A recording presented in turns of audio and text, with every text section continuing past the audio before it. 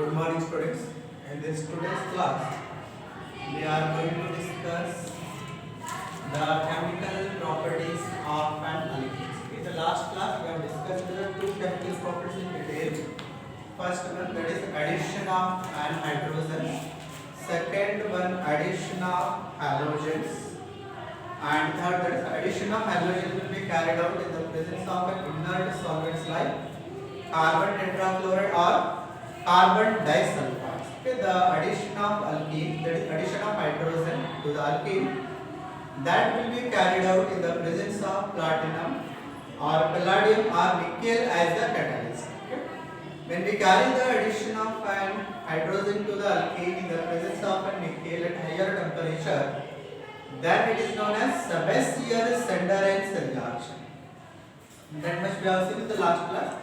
And we have also seen the addition of hydrogen halide incomplete, that is the addition of hydrogen halide to the alkene will follow the Markovnikov process. In this class we will see the in detail, that is Markovnikov solution.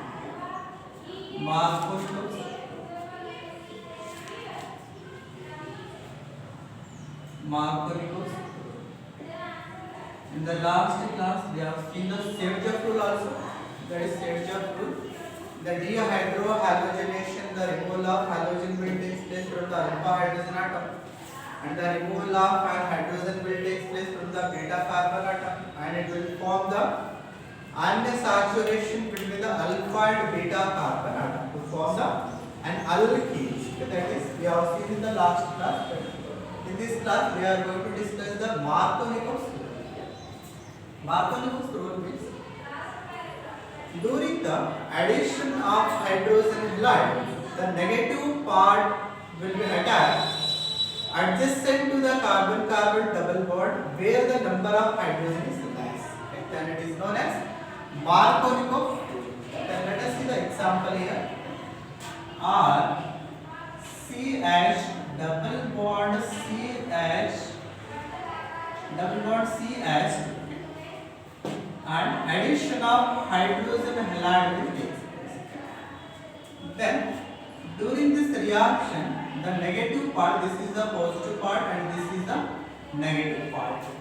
The addition of negative part will take place adjacent to the carbon-carbon double bond where the number of hydrogen atom is less. Then it is that the addition of hydrogen will take place adjacent to the carbon-carbon double bond where the number of hydrogen is more. Then it is known as Markovnikov rule. Markovnikov rule means during the addition of hydrogen halide, the negative part will attaches adjacent to the carbon-carbon double bond where the number of hydrogen is less, and the addition of hydrogen will take place adjacent to the carbon-carbon double bond where the number of hydrogen is more. That is known as Markovnikov rule. So that will produces the compound R CH here, then CS. It will produce the alkyl halide as the compound. The main product will be the alkyl halide. So let us see the example. CH3 CH double bond CH2. Okay, this is the alkene. That is particular name for this compound is propene. Propene is the compound. Okay, and propene react with hydrogen bromide. Then it will follow the Markovnikov rule. Okay, this is the positive part and this is the negative part. The negative part will be attached adjacent to the carbon-carbon double bond where the number of hydrogen is less, and the addition of hydrogen part will take place adjacent to the carbon-carbon double bond where the number of hydrogen is more. Then it will be the compound CS3CH here Br. Then CS, the compound will be the isopropyl bromide. The compound will be the isopropyl bromide. Isopropyl is the compound known as isopropyl bromide is the compound formed here. The byproducts are okay, here no byproduct. This is the addition reaction. We are carrying the addition of hydrogen bromide. Then only one product will be formed. That is, generally in the addition reaction, unsaturated will be created into the saturated. Then consider another example here. CH2 double bond CH2 plus HBr. Then it will not follow the Markovnikov because adjacent to the carbon-carbon double bond, it contains the same number or identical number of hydrogen atoms. Therefore, it will not follow the Markovnikov rule. Then it will be the product CS3CH2Br. Its alkyl halide will be the product. Here the product will be the ethyl bromide. Ethyl bromide. Ethyl bromide will be the compound. Suppose let us take a note here.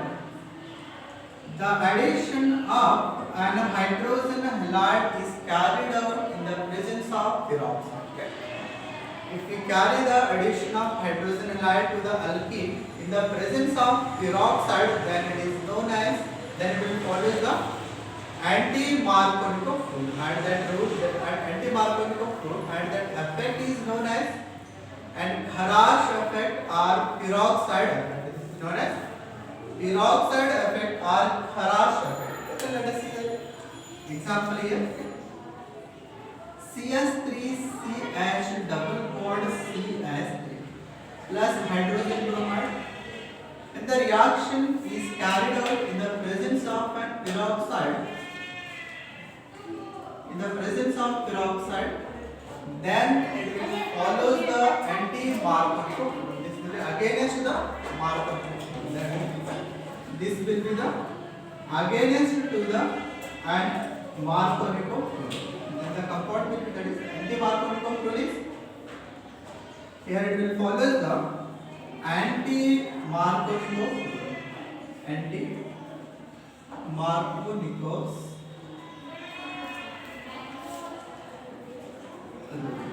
Then what is anti-Markovnikov rule? During the addition of negative part, during the addition of hydrogen halide to the alkenes, the negative part will attaches adjacent to the carbon-carbon double bond. Adjacent to the carbon-carbon double bond, where the number of hydrogen is more. The reaction will be carried out in the presence of peroxide. Here, that it is the positive part and it is the negative part. Negative part will be attaches adjacent to the carbon-carbon double bond, where the number of hydrogen is more. This will be takes place in the presence of an peroxide. The positive part will be attaches adjacent to the carbon-carbon double bond, where the number of hydrogen is less. Then it will be the CH3CH2Br. The compound will be the propyl bromide. The compound will be the propyl bromide. The propyl bromide will be the compound here. This will be against to the and Markovnikov rule, that is anti-Markovnikov rule, known as anti-Markovnikov rule. When the addition of hydrogen halide to the propene or to the alkene in the presence of an peroxide is carried out, then it will follow the anti-Markovnikov rule. Then that effect is known as peroxide effect. Then that effect is known as peroxide effect or Kharash effect or Kharash effect. This effect is known as peroxide effect or Kharash effect. This is about the Markovnikov and anti-Markovnikov rule. Then let us see next one. That is third one is the addition of hydrogen halide. Fourth one, addition of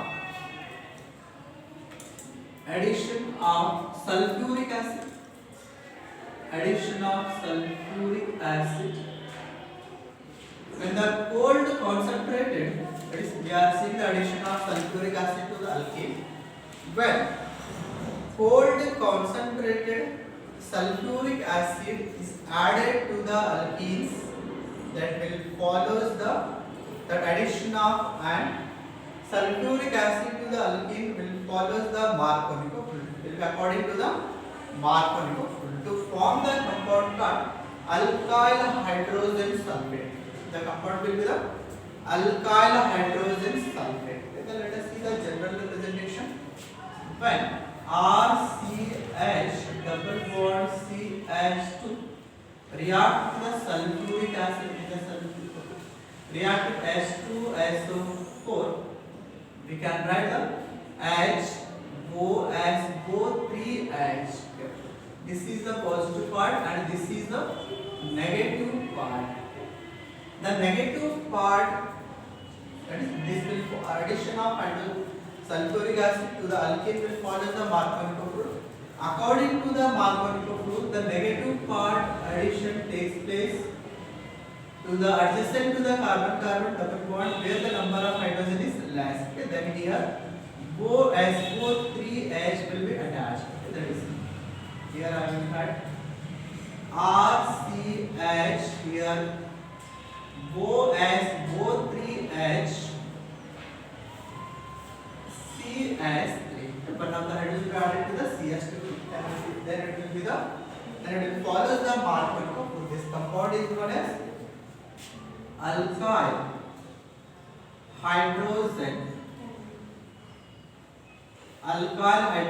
sulfate. The name for this compound is alkyl hydrogen sulfate. Then let us see the general example. That is, this is the general representation, and let us see the particular example for this compound, for this reaction. CH3 CH double bond CH. The compound will be the propene. The main compound will be the here propene.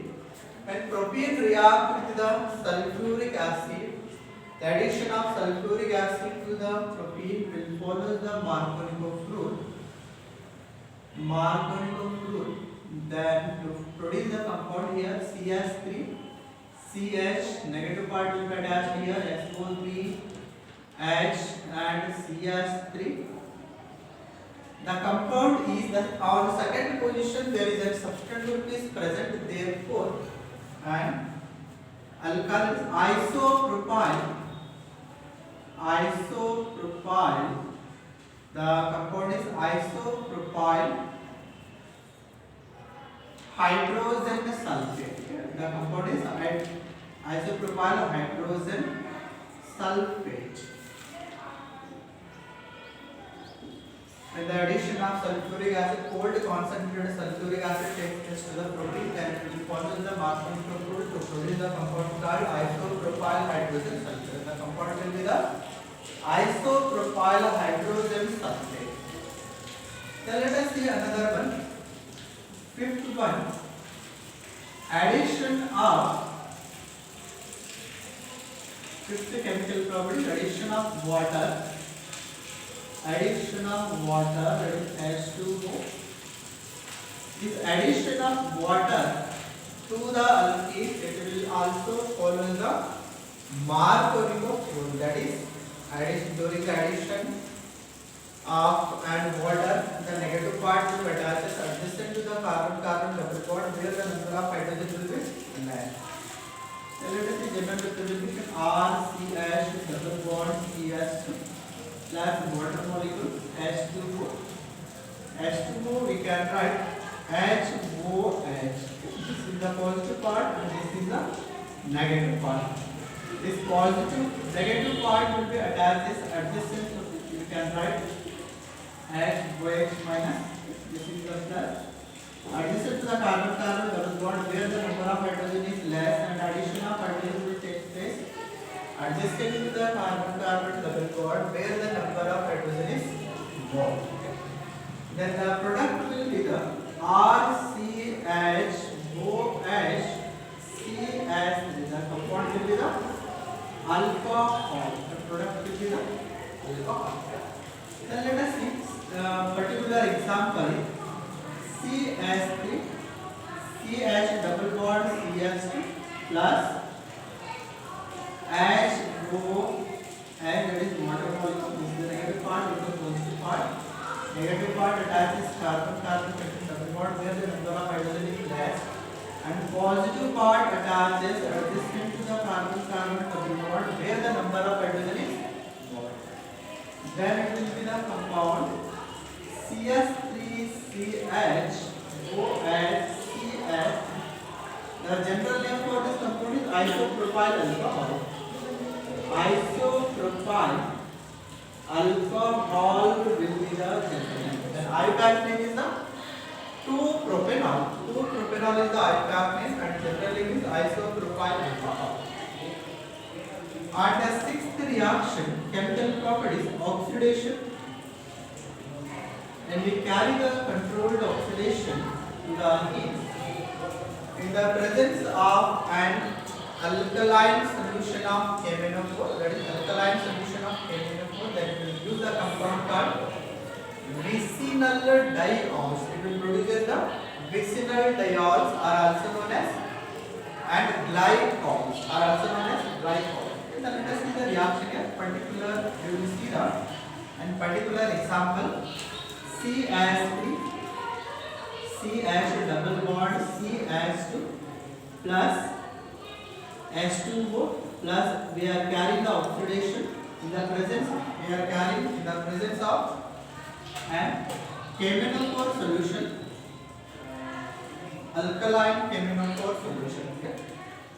Then it will produce the glycol CH3CH2OH CH2OH.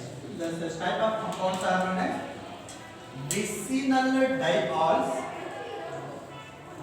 Such type of compounds are known as vicinal diols or glycols or glycols. The compound is the propyl glycol. We can call it as propylene glycol. The compound is the propylene glycol. This is about an oxidation to the alkenes. The next, this is about the today's class. In the today's class, we are discussing the Markovnikov rule, anti-Markovnikov rule. We can call it as Kharas effect or peroxide effect. And we have seen the addition of sulfuric acid, addition of water. This addition of sulfuric acid into water also follows the Markovnikov rule. And the next one, oxidation.